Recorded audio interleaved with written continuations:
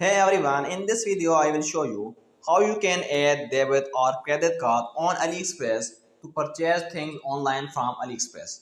So for that, just open your AliExpress account. Now when you open your account, click on account. Here you can see the option called cards. Just simply click on this cards option. And now here you can see the option called add a new card. Just simply click on add a new card. Now here you will write your details.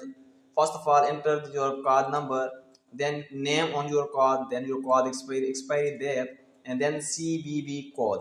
After writing all these details, just simply click on save. When you click on save, your debit or credit card or MasterCard will be saved on AliExpress. Now whenever next time you purchase anything from AliExpress, whenever you click on place an order, then simply it will ask you to pay with your card.